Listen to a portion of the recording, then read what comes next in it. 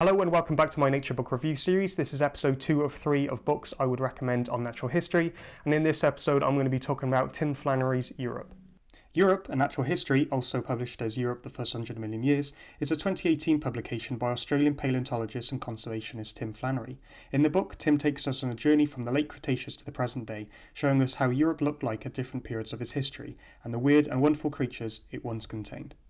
So Tim Flannery's been an active conservationist and campaigner for a fair few decades by now, and he's certainly well known amongst environmental circles in Australia. He's also no stranger to the politicians of that country too, and back when the Labour Party were in power for much of the noughties and early teenies, he served in their climate commission. But in addition to his conservation work, he has also written a fair few books as well, his most famous probably being the 1994 book, The Future Eaters, which is all about the peopling of Australia over the last 47,000 years, their consumption habits over time, and a bit about sustainability for the future. I haven't actually read that book myself, and I don't think I actually will at this point, because since the book's been released, a fair few things have now become under dispute as new evidence has emerged. But nevertheless, the book was immensely popular when it came out, so I knew that Europe would at least be a very interesting book.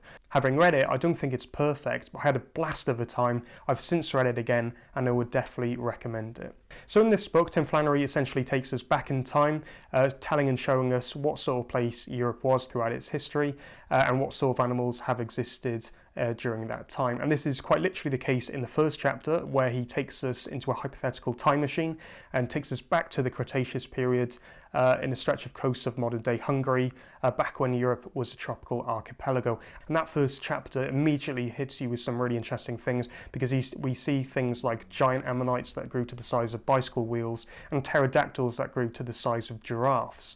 And most of the book isn't actually like this. Most of the book is actually just him telling us what sort of animals have existed here over time. But I actually would have been quite happy if all the book would have been about time travel. I think that would have been very immersive, very engaging, interesting, and a whole lot of fun.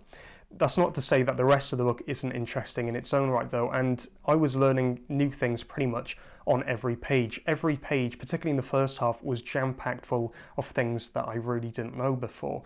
And as you'd expect, my favourite thing was learning about new animals that I didn't know existed before I read this book. So animals that I didn't know existed before I read this book include the Chilicotheres, which are like horse-like animals that actually walked around on their knuckles a bit like gorillas do today.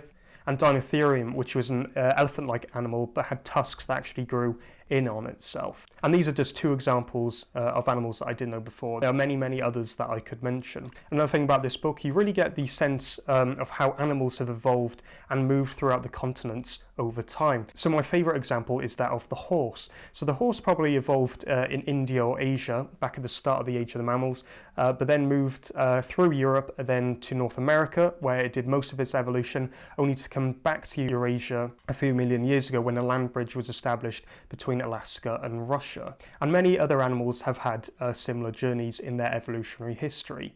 And now that I mention it, there are very few animals that actually left in Europe that actually did most of their evolution here. The examples I can think of are the dormice, the midwife toads, and the salamanders. Pretty much all other animals, things like cats, dogs, moles, beavers, all of those animals actually evolved and came from elsewhere. Another thing I really liked about this book was its chapters on the history of humans, and reading these chapters I really got a sense of appreciation of how we are actually here now at all, because the evolution of humans is really interesting, because we've essentially moved from Europe and Africa to Europe and Africa over the last tens of millions of years, and many of those times we've actually happened to be at the right continent at the right time, and if we didn't do some key movements at certain periods of time, we probably actually wouldn't be here at all. So this book really made me appreciate how lucky that humans are to exist at all.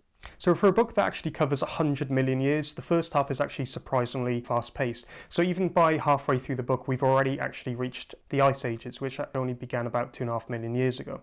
And I think I know why the book is like this. I think because this is probably Tim Flannery's comfort zone, and because we as people know a lot more about the recent past than we do of deep past as well. So there's less chance that this book will age badly over time like The Future Eaters did. So yeah, most of the middle part of this book is is on Ice Age fauna, which is always a plus to me because I really like Ice Age animals, and I really got a kick from learning about dwarf animals that existed on the Mediterranean islands. So on some of these islands you'd find dwarf mammoths, dwarf hippos and dwarf elephants.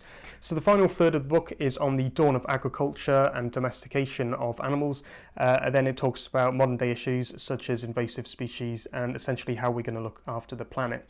And here I didn't learn as much as I did perhaps in the first half, but it was still really interesting nevertheless. I think the story of how we domesticated animals like the horse, cats and dogs, that's really interesting, and I think that many of the readers would agree. And the ending of this book actually really did make me smile, because it's a stark contrast to how Ross Barnett's book, The Missing Links, ended. If you remember from my review of that book in the last video, the way that that book ended was Ross Barnett essentially saying that de-extinction is a bad thing because extinct animals should serve as lessons when humans have gone too far. In Europe, in the last chapter, we actually go back to the time machine, but forward in time, where we're walking among animals that were extinct but essentially brought back to life through cloning. And I do think that the ending was very, very overly ambitious, but as I said, it did get a smile for me, and I do admire Flannery's ambition. So yeah, I really enjoyed this book. Books like Europe are really important in my opinion, because they really get us to appreciate how we as humans are here in the first place, and also gets us to appreciate the animals and wildlife that are around us. So I think if there were more books like Europe and more people reading books like Europe, then I think that society would be in a much better state for the decades ahead. So yeah, if you have read this book, then do let me know what you think about it in the comments. In the next video, I'm going to be talking about Vanished Giants. Until next time, thank you very much for watching, and so long for now.